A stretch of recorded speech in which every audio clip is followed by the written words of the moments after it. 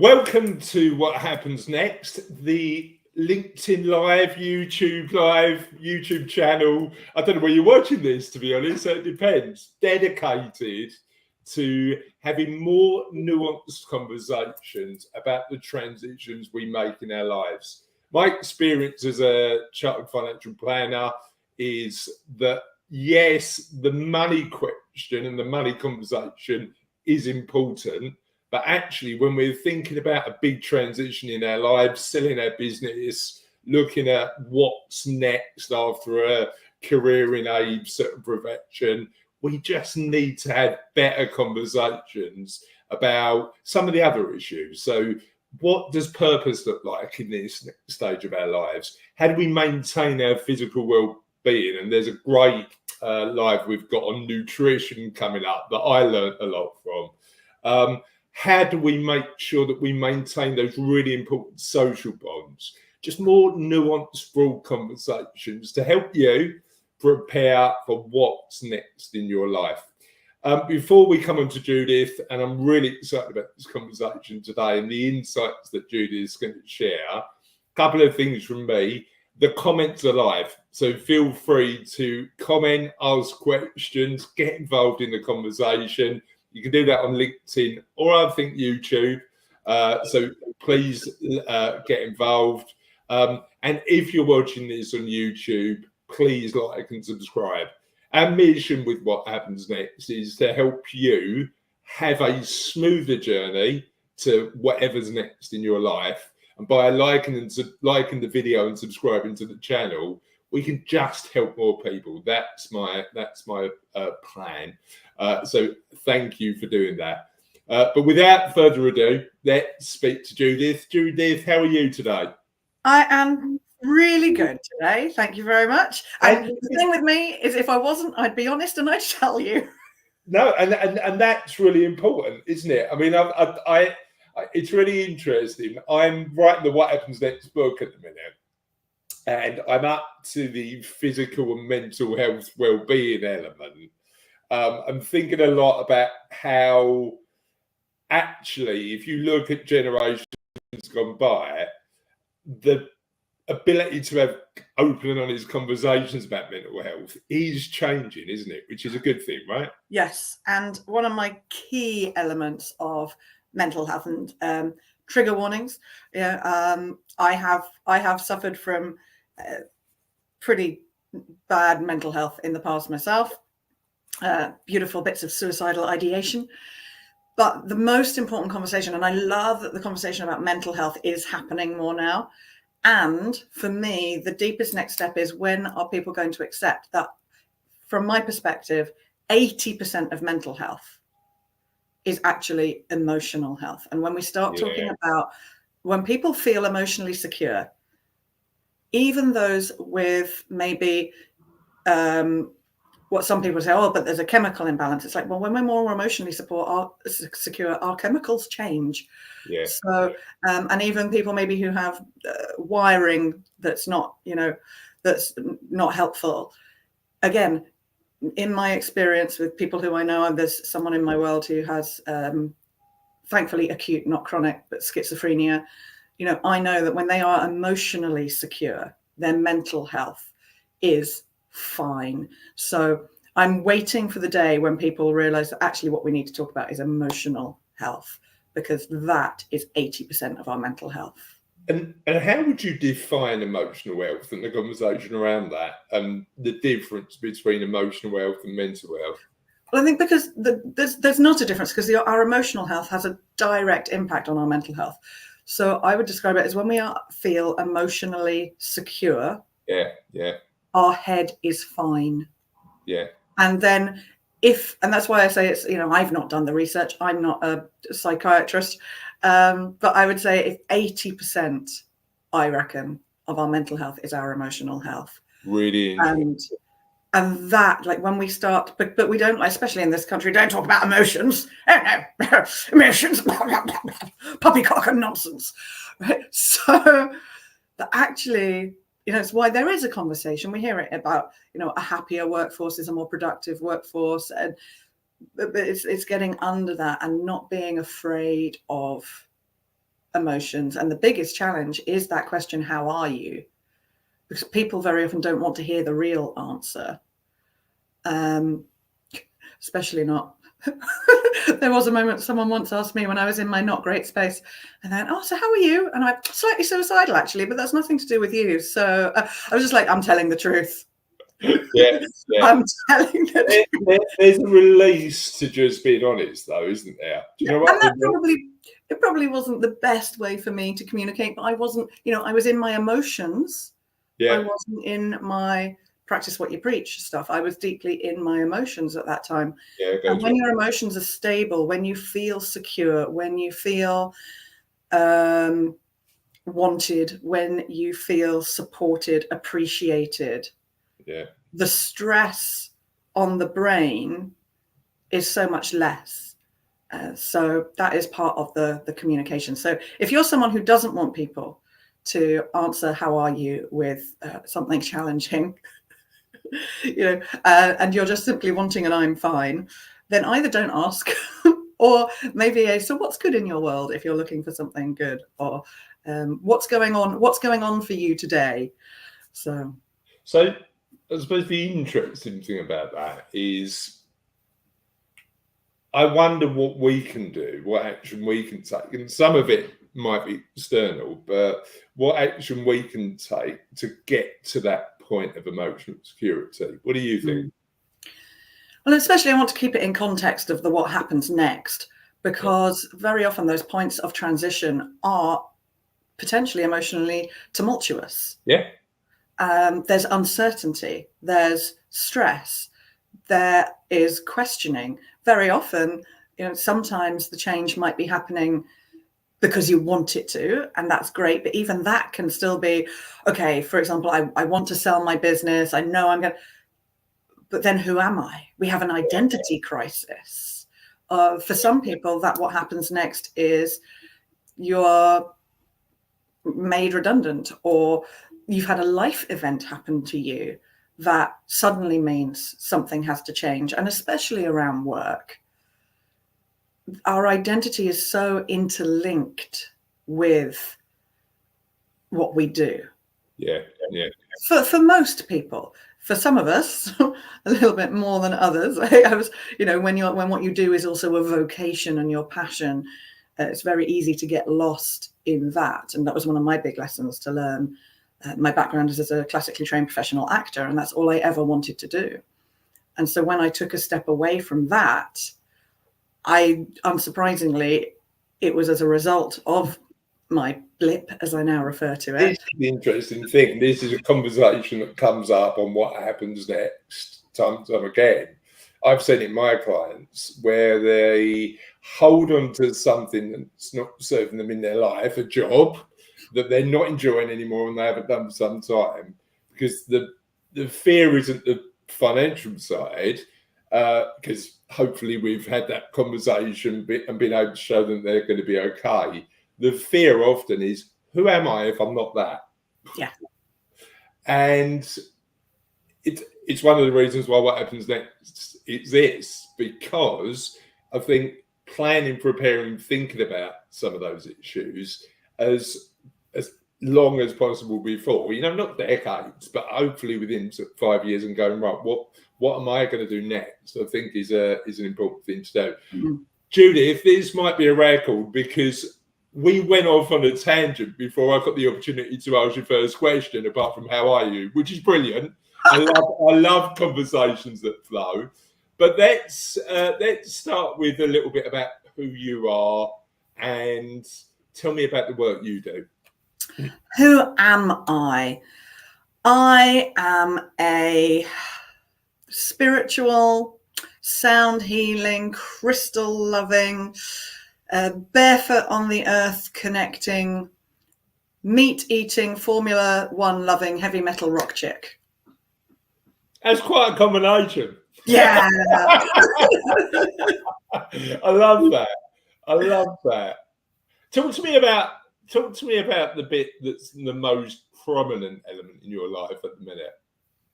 That would be my work. So, and I'm much better at separating who I am from what I do. And that is why I now answer that question like that, because actually that is who I am. What I do is liberate voices to elevate lives. Okay. So helping people either, and lots of people go, oh, well, if I say I'm a vocal confidence and communication specialist and vocal sound healer. And so some people will go, oh, you mean public speaking and presentations? I'm like, yes, that is part of what I do, helping people be more confident with that. And mostly it is working with people to speak about themselves positively with confidence. Okay. So that might be setting boundaries, which is something that's really important when you're in transition. That might be knowing actually who am I and what do I want, so that can be expressed with clarity, with confidence, with conviction, so that when you're expressing yourself, people hear it, believe it if they need to believe it, and also trust you with it. Because very often when we're not sure of what we want, there's an unconscious question mark at the end of a statement, and that might be vocally, it might be physically. So yeah, that is the what I do part. And how talk to me about, because I'd imagine that despite somebody having a decent amount of confidence in their previous lives, when they're at the point of transition, that confidence sometimes wanes because of what we've spoken about in terms of reassessing who we are and our relationship to the world. So where do you start? What's the starting point to help somebody realign themselves to the world and get better at communicating what they want now? It varies because every human is different. So this might be, that transition might be, you are self-employed or a business owner or an entrepreneur and you're selling all your businesses, and it might be, well, do you know what you want? And it's very often, it comes down to what do you want? So that might be that want. It might be someone is what's happening next and they are going for a massive promotion. And again, it's, well, what do you want from that? Yeah. It might be that a change has happened to you. And it's like, okay, well, what do you want your life to look like now? And the number one challenge with this, which is so strong a belief that I have, that I wrote a book about it, is that the challenge is lots of people don't feel into what they want, what they would love, what they would desire. They automatically, because of societal programming and expectations, start thinking about what they should. Yeah. Oh, well, I should do this. I should do, like, especially if you're having the liberty of selling your business, for example. And like you say, they've come to you, they've got their financial future sorted, and that's all good. And it's like, oh, well, I really should do something worthy, or to get to this next level in my career, I should do some non-exec direct. I should spend more time with animals, my family. I should go and see the world. It's like, no, there are no shoulds. Yeah, go to it. Yeah. And that is very often a block, as is the self-awareness piece of what are the things in my life that actually are the patterns that get in my way. Yeah. So they're the two key things. I love the question that Bill Burnett asks in a book I always talk about, and what happens next, and I'm writing about quite a lot, called Design Your Life. And it gives this model of the questions you might want to ask yourself when you're thinking about transitioning and making change in your life. And the question that he shares, which I absolutely love, is, first of all, he talks about, the plan being, what would, if everything went right, what would the plan be? So that's the king card. The jack card is, if everything went wrong, what would be the least that you'd expect, which is an interesting question. The one I really like is the Joker card, because the question is, if you had all the money in the world to do what you want, but also you knew nobody would laugh, how would you spend your time? And it's, I love the addition of that question, because it removes that element of societal expectations where we turn around and go, well, we've got to do this because this is what society expects. Mm-hmm. If you knew nobody would laugh, how would you spend your time? Is a question I love. But you also brought in that element of self-awareness and spending time thinking about what we want to do with our time. But that takes a bit of introspection, right? So what's the step that we need to take to start becoming a little more self-aware so we can work out what we actually want? Oh, gosh, how long have we got? So the key thing about self-awareness, I believe self-awareness is the key to life. It's definitely the tool that has helped me the most. So it's got me from my deep, dark space to where I am now, to actually implementing it. And where I am now, it doesn't mean I don't spiral down. I do. It's just I have the self-awareness about my patterns, so that when something happens in life, and it's normally not just one thing, right? Like anything, it's normally, well, here's this straw and this straw and this straw and this straw and this straw and this straw, and there's the one that breaks the camel's back. And it is that deep self-awareness that helps me go, okay, is this true? Is the first question. Yeah. Or is this my thoughts, feelings, or beliefs? Yeah. So that's the first, like, is this true? And the biggest thing about self-awareness, the deeper self-awareness we have, the more awareness we tend to have about other people as well. And the key is remembering, if I can share just one thing that would help, I suppose the question would be, or the statement would be, this is simply my perspective. Yeah. And remembering that we are looking through everything through the lens of our experience, and it's all subconscious stuff. And this goes into psychology, which I'm not a psychologist, but as a coach, it's, you're very often, I'm not a psychologist, you're not. But a lot of the way I work, because I work physiologically, and especially when I work with the voice vibration, your voice is a reflection of every experience or emotion you have ever had, witnessed, or imagined. Your voice is also a reflection of your thoughts and feelings about yourself, about the people you are with, or the people involved, and the situation you are in. Yeah. Your voice is also a reflection of your thoughts and feelings about yourself in relation to the people you are with or the situation you are in. And that reflection is simply your perspective. It's your experience from the past that you're making true in every moment.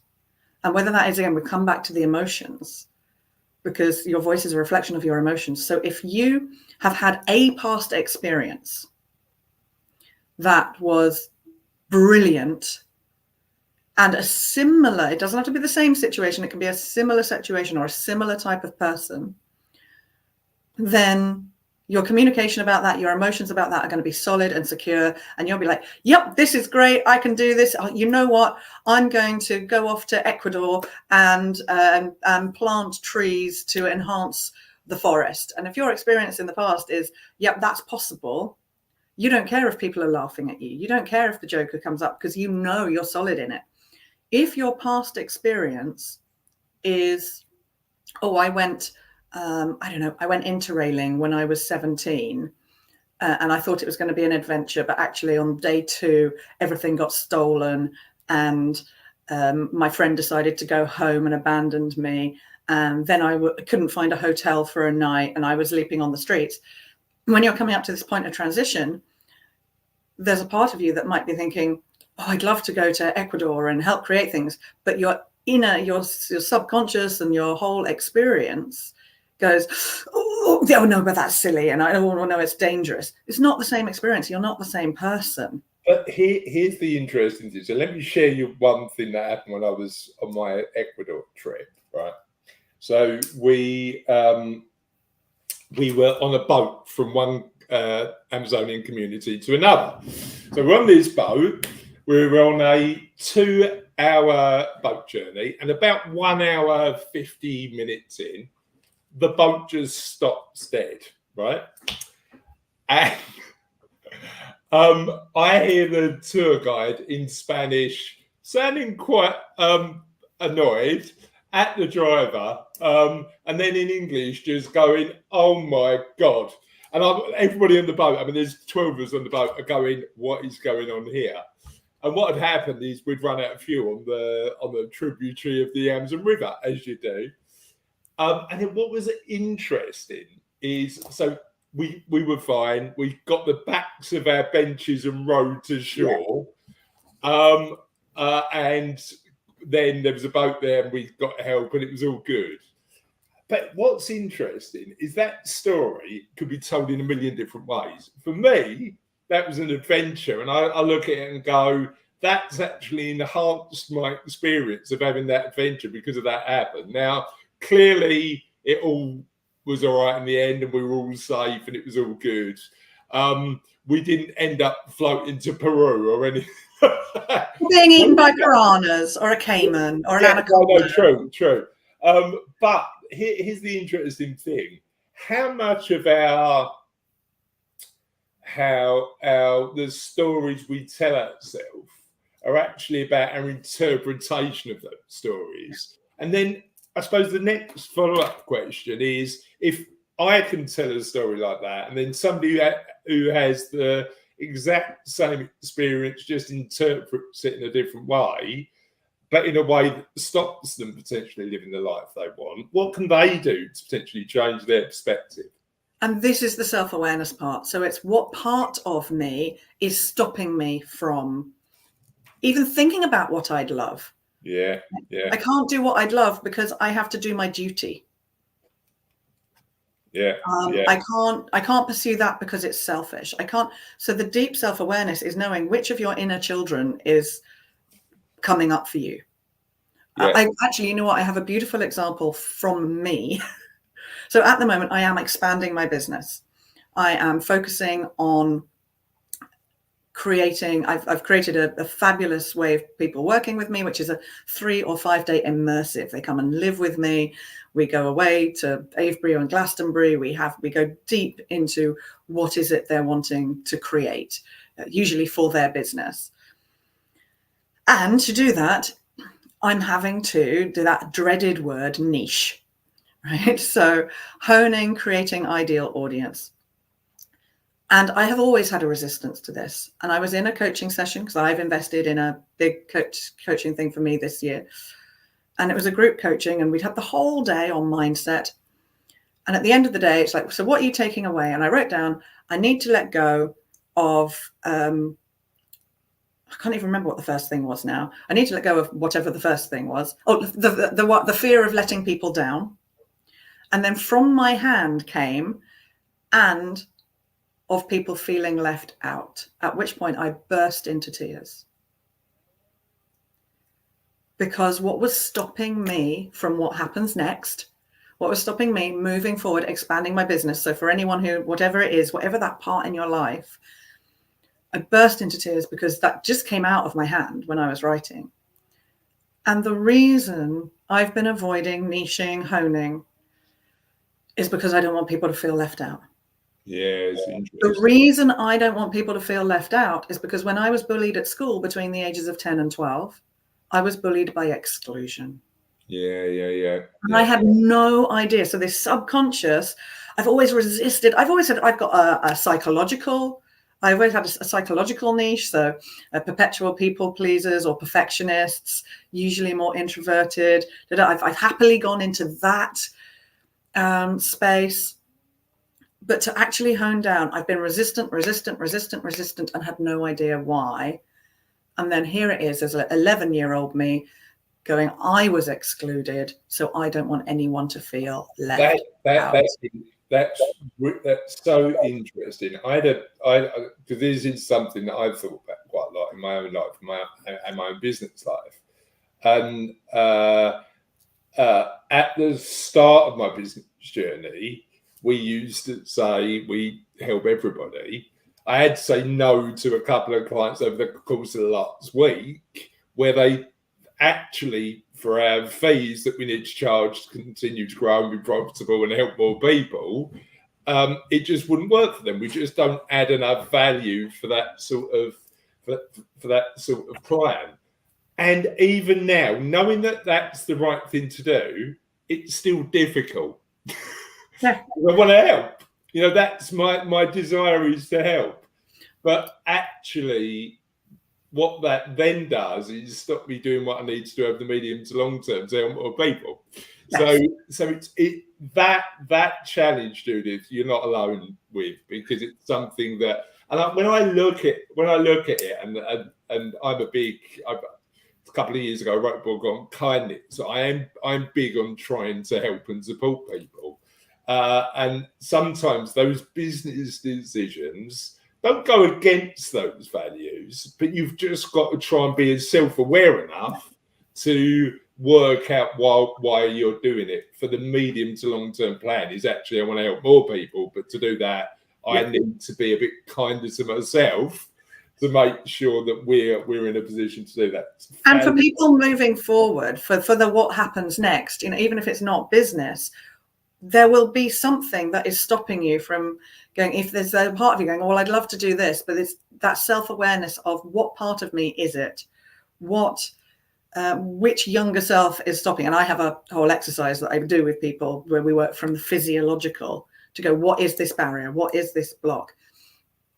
And it might be a should, it might be a younger self, it might be that you have never felt like it's okay to make choices for you. But whatever it is, having that self-awareness, learning what it is that is stopping you will be the thing that helps you move forward. So the way I phrase that normally is recognition creates release. Talk to me a bit about that physiological element. So I've been reading a lot over the last year, 18 months about breath and the importance of breathing better. Tell me a bit about what else we can do in our physical state to help us break some of those barriers. Never make choices from an emotional state. Which, it's hackneyed and it's old. We hear it a lot, but it's true. And in order to change your state, breath is the number one tool. It's why breath is the center of all meditation. So slow breathing out through your mouth, breathing in through your nose. A magic trick for some people who feel they can't feel the expansion. When you breathe out, what tends to happen is we say breathe out, and what lots of people do is bring their tummy in. It's like breathing out. No, we say breathe in, and people do that. And so it's like, oh, breathe in, and people squeeze their tummy and push their chest. And, it's like, that's what we need to do when we breathe out is contraction. Right. When we breathe in, everything needs to expand. Okay. So in order to help that expansion, a tool that I invite my clients to use is close your eyes and imagine your favorite smell. Because automatically then you relax. So when it comes to making choices, when it is this, oh, what happens next? Where am I going? If you're starting to get like about it, take time to breathe. Don't make the decision now. Ask yourself the questions. Is it urgent? Do I have to know now? And then being able to put yourself into a place of asking the right questions and slowing down your brain. So when our brain is in anxiety or is overworking, and again, this is why the emotional stability is the thing that impacts your mental health. Because when you're stable, there's no panic, there's no anxiety. You're not going, oh, okay, I need. So if the breath thing is the first step, Another really great tool is you can just place your hand on your chest, close your eyes, breathe out, breathe in, and then just hum into your hand. What does the humming do? Why the humming? So especially low and slow, it stimulates the vagus. Here's the sciencey bit. It stimulates the vagus nerve, and the vagus nerve, it controls our parasympathetic nervous system. And our parasympathetic nervous system is the system that helps us slow down. So the sympathetic, it's quite counterintuitive. And when I was doing my anatomy and physiology, when I was a massage therapist to support my acting career, and I found this quite challenging, because you think the sympathetic nervous system, you would think, is the one that, oh, it's sympathetic, so it's nice. No, the sympathetic nervous system has sympathy with your thoughts. So if you're thinking, oh God, I've got to do this now, it goes, okay, action, adrenaline, fight, flight, freeze. So the parasympathetic nervous system is what helps us slow down. And the vibration of your hum, right? So this could be like, oh, it's the vibes, man. It's just the energetic vibration that we're in. But it's actually physiological. Your voice is vibration. Yeah. It's made by vibration. It's received by vibration. So the energy you are in is the energy you will speak with. And that has an impact on you and those around you. So doing the hum, brings you out of your head and into your body. So it means that you're coming out of this space back into your body, able to breathe. And at the same time, the vibration of the hum stimulates the vagus nerve, which wakes up the parasympathetic nervous system, which says, oh, okay, we need to slow down. Yeah. It's interesting. I've had a couple of conversations with future guests on what happens next, because, as you know, I want to make sure that there's no alignment between what we're talking about and what we're and what we're doing. The interesting thing about those future guests who have sold businesses or exited out of quite intense roles in leadership in large organisations is they've all talked about detox, but not from alcohol, from the responsibilities that come with that previous life, and actually taking their time to navigate what happens next for them has been a really big thing. And that's been an element of experimentation, trying stuff they'd never tried before, but actually adapting to a phase in their life where they're not looking for an immediate solution. Because I think part of the challenge is when we're in our working lives, we're expected to come up with solutions fairly quickly. Yeah. And often, actually, we need to take a step back, particularly in this what happens next period of our lives. Take a step back, try some stuff that's probably in that people might laugh if they knew, to see if it fits. Yeah. And then work forward.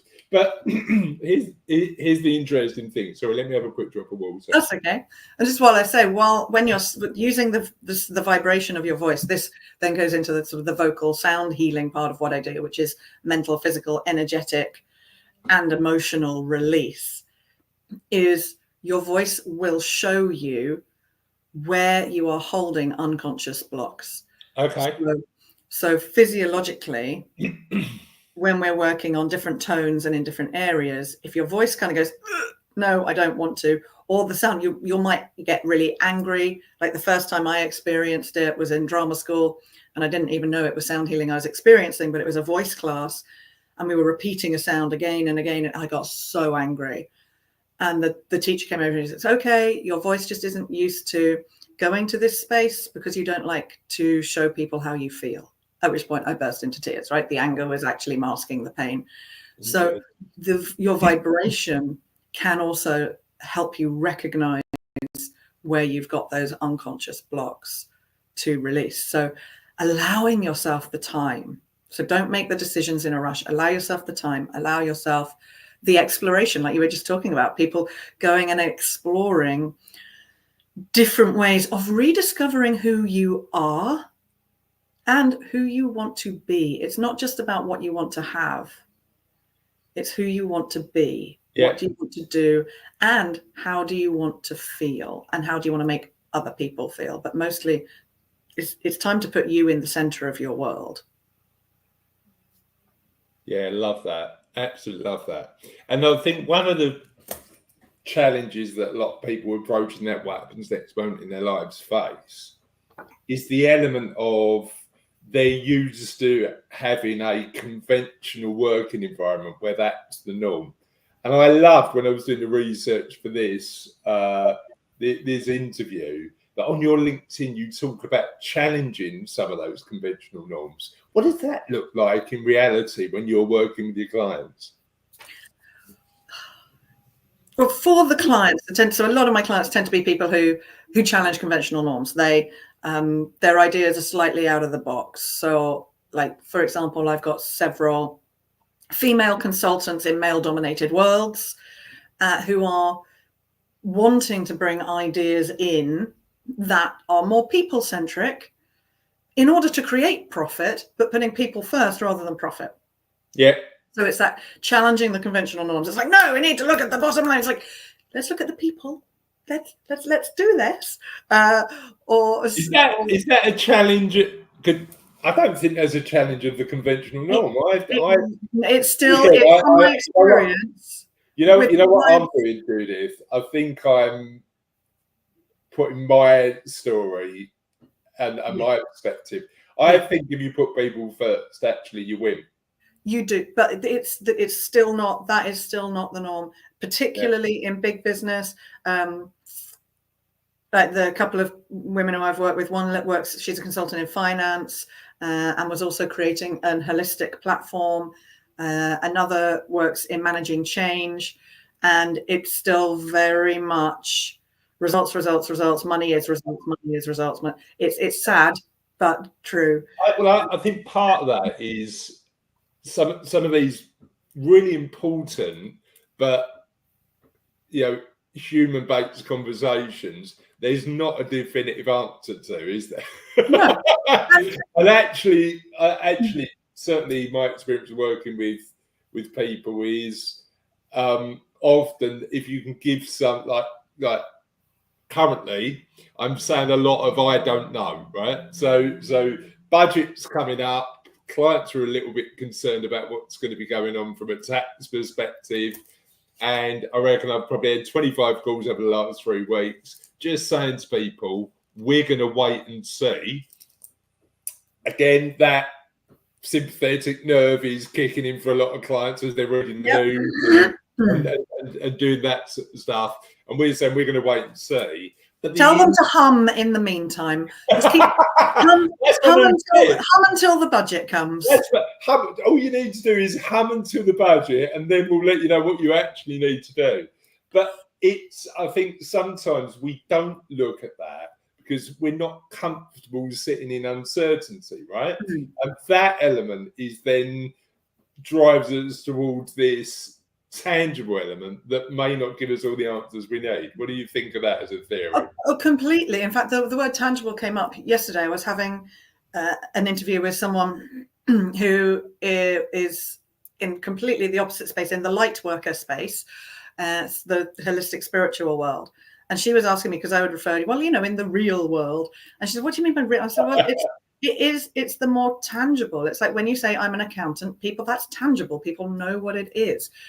When I was working, and I did say to her, what's interesting, and this kind of comes also back to the challenging conventional norms, is this year I ran a workshop at the Bank of England on impact and influence.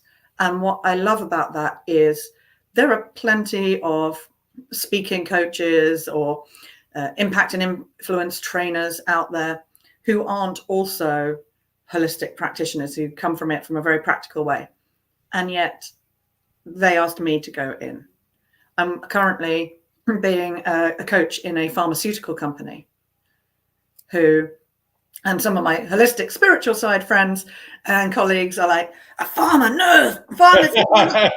There has to be a balance. And the fact that, again, that they've invited me, they know that, because I don't, and this is part of the challenge, is especially with your what happens next, I would say, what parts of you have you kept hidden in your professional life that actually would benefit your life going forward?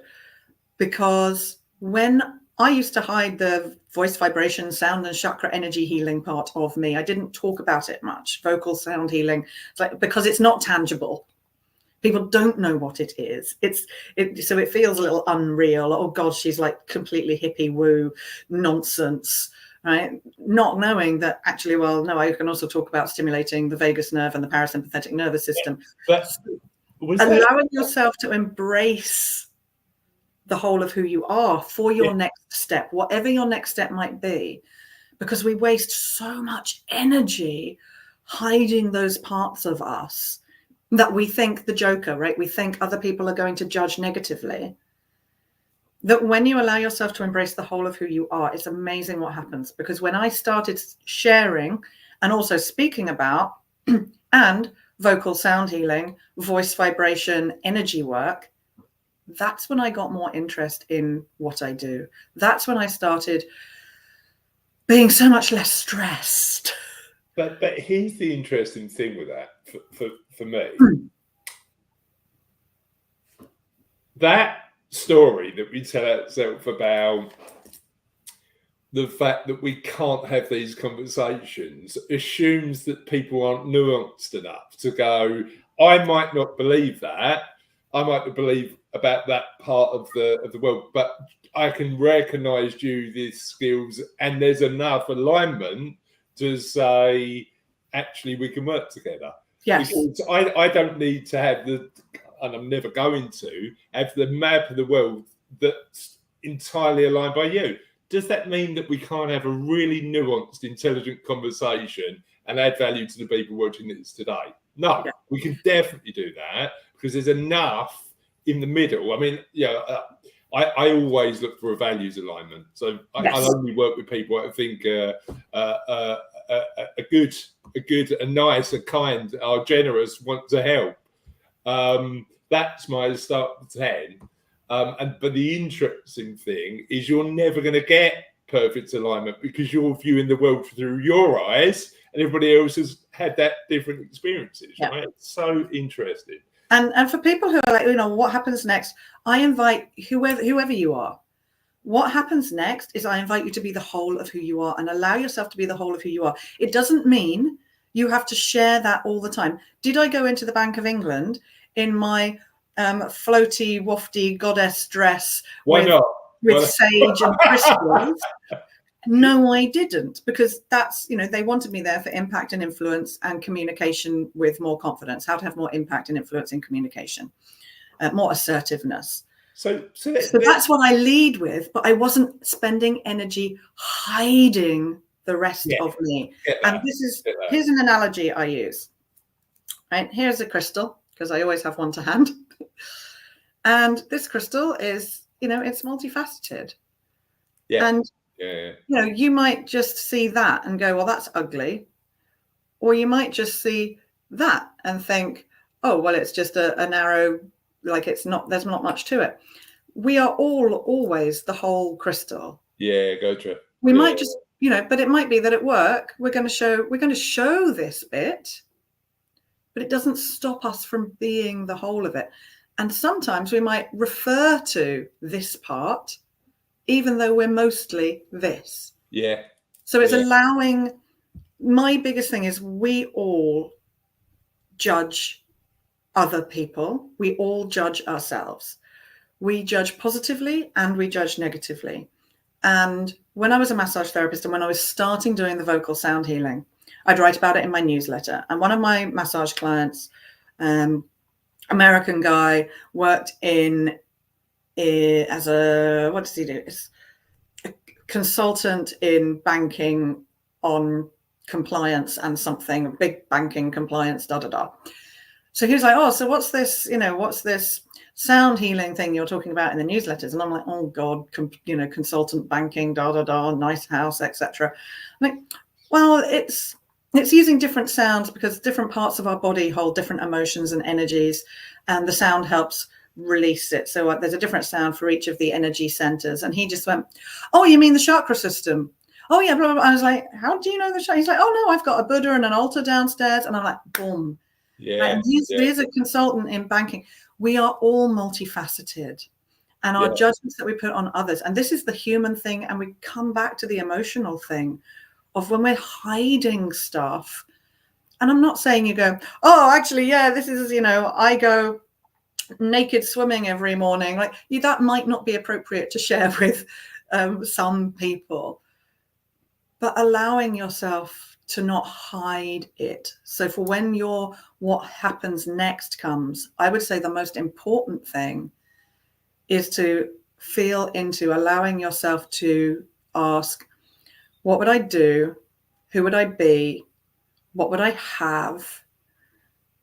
What would I want to create if I allowed those parts of me that I've been hiding to come to the fore? What would I choose for what's next if I allowed myself to embrace the whole of who I am? Because you can be both a crystal having, barefoot on the earth, grounding, Formula One loving, meat eating hippie chick. Like, really practical and a little bit sweary too. All good things, and you didn't talk about the heavy metal either, Judith. No, well, only four AC/DC videos, and well, I mean, funny enough, I'm not a heavy metal fan, but one of my team is, and we ended up having a half-hour conversation on whether Iron Maiden are the best band ever yesterday, and I will share that with you after. Not the best band ever, but oh God, yes. I used to go to sleep to Iron Maiden on a regular basis. But I love that. What do you want to be? What do you want to do? What do you want to have? How do you want to feel? How do you want to feel? But the reality, and this is the interesting thing for me, is all of that, like none of us are islands. We all exist in this environment where we're reliant often on communicating with other people to achieve that goal. And we may have done that in our lives before what happens next, but we may have been making change and thinking, well, I'm in this new world now. So that influence and impact, particularly when you're sort of reassessing who you are and thinking about identity quite a lot. Tell me your top tips for making sure that people have more influence and impact, particularly when they communicate verbally. Being connected, come back to qualities and values. Knowing what it is you are wanting to create. And that might be your life. It might simply be what you want to create as a result of the conversation. So one of the key tools, and I actually doing some one-on-one coaching for this pharmaceutical company for their global general managers. And again, that was an identity thing, right? What identity makes you feel, because there's still a little part of me that goes, really? Yeah. Really? Judith? Like helping global general managers in a pharmaceutical company communicate with more clarity and compassion. Oh, okay. It's like, yes, because actually I'm an expert in this stuff. So what is the label? What are the labels you're wearing that you need to get rid of? What are the labels that you need to embrace? And having clarity on two key elements. So clarity of thought will create clarity of words. So that clarity on what it is you want, like the results that you want to create as a result of the conversation. And clarity of intention. Yeah. So the intention being like the human intention. How do you want those people to feel? What do you want them to go away with? Like, what do you want them to go away thinking? What do you want them to go away feeling? What do you want them to go away knowing? What do you want them to go away doing? Like, is there an action? Let's take a super practical example of that. Yeah. What do you want people to come away from this interview thinking, feeling, knowing, and doing next? I want them to think more deeply about what they want.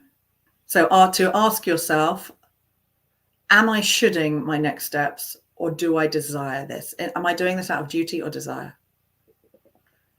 That would be the key. That would, if there were one thing, when it comes to my what happens next, am I shoulding it? Yeah. Or do I want it? Am I doing what I believe I want to do, what I want to do, or what I believe everybody else thinks I should do? Yeah. So that's the thinking part. What I would love them to feel is that there are possibilities. And action, if what I've been saying resonates with you, go give me a Google, Judith Quin with one N. Like, there's about 3 pages of Google. There are free online courses that you can take. You can buy my book, Stop Shoulding, Start Wanting. And there are practical exercises in there that you can do to go, okay, boom, boom, boom.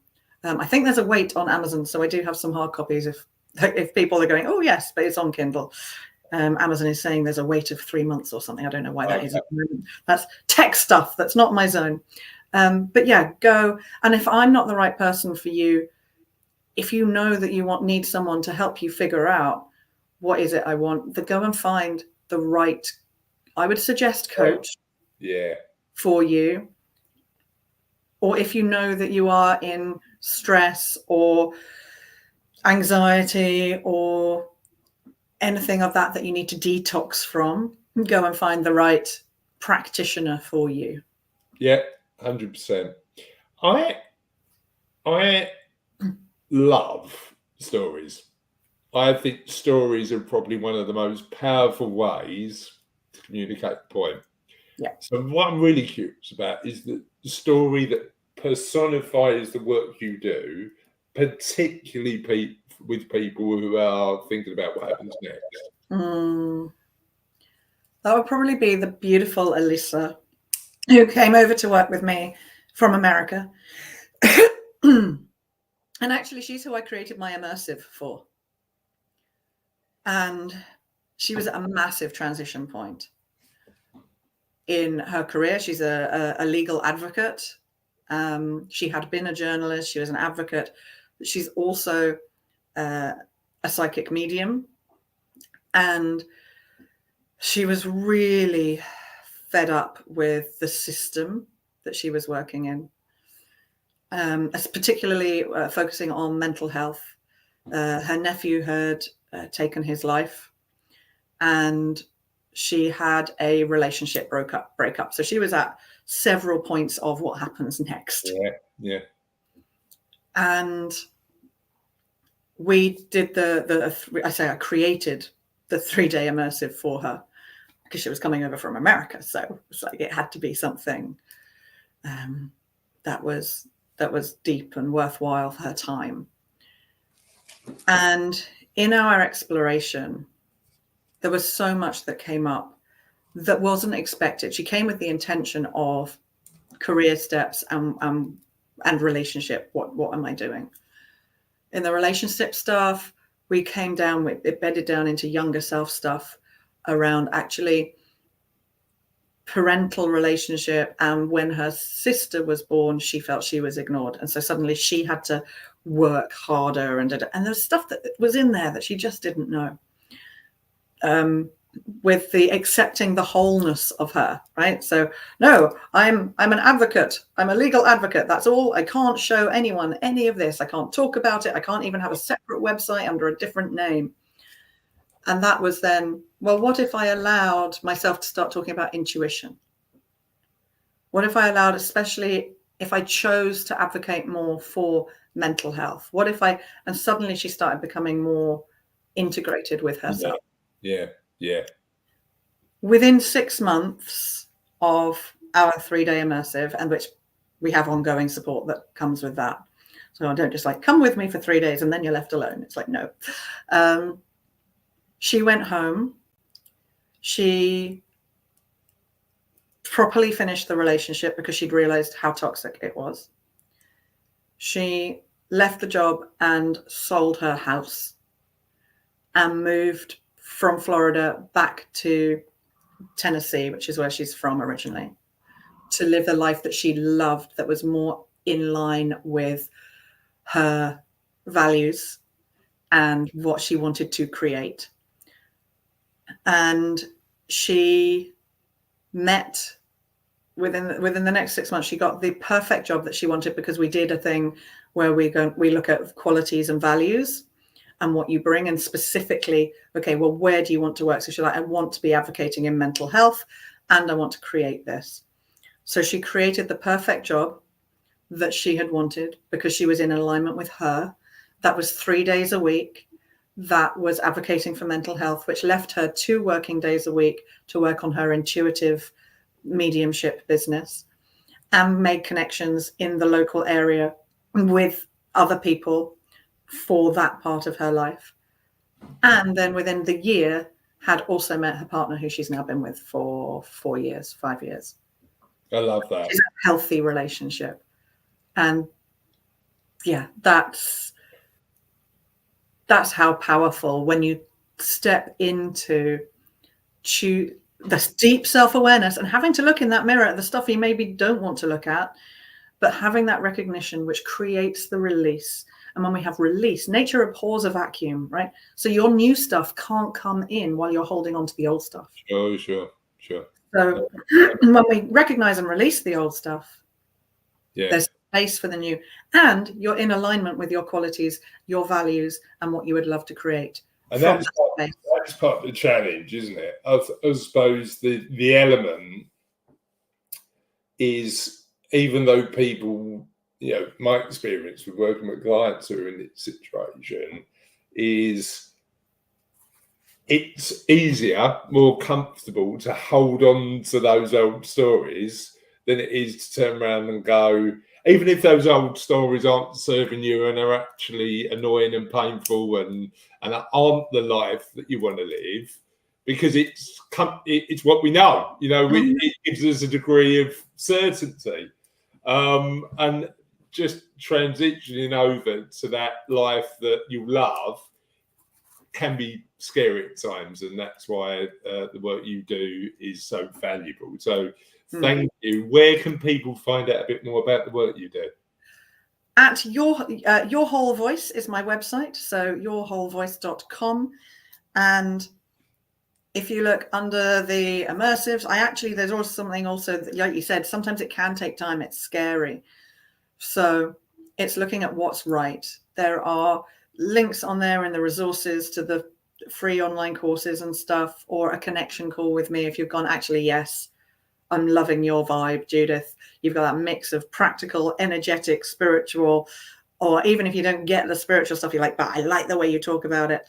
Then just book a connection call with me and see what's right. And because sometimes these transitions do take time, I have also recently, I've had it there for years, but I never talk about it. So today I'm going to actually say, I want to see the full crystal. I do also have a 1-year program where people can work with me, and they start with a 2-day intensive, and then there's a year of support, including quarterly 1-day intensives where we check in and go, what's going on? But you have that ongoing support from me for that year of transition. Yeah. And that's important. This stuff, when we're thinking about what we're going to do with what happens next moving forward, we know already that won't be a one and done, because actually this transition, in our experience, takes time. So assuming that you're going to come on a podcast, to watch a podcast, listen to a webinar and think it's all going to be good, you probably need that ongoing support from a community like we're building at What Happens Next, or from somebody like Judith, to help you not only in the short term but the medium and long term too. Here's the question that I want to finish on. If Iron Maiden aren't the best band in the world, who is? It's all relative, but who's your favourite? well, one is not heavy metal, but if in the rock world, it would be AC/DC. Okay, good choice. Good choice. Yeah. And how about in the non-rock world? What's your favourite? Well, I'm gonna confess, I'm a Bon Jovi fan. So a bit of soft rock as well. That's about that's showing that element of the crystal that I didn't expect to see. And I have seen Neil Diamond 4 times live. Oh, you know what? Who doesn't love Neil Diamond? Let's be honest. And on that note, jump on your Spotify, listen to a bit of Neil Diamond. Thank you for joining us for this interview, Judith. I've absolutely loved it. Thank you for sharing all of the elements of your crystal with us and having a really in-depth, nuanced and fascinating conversation. Thank you so much. Thank you for inviting me.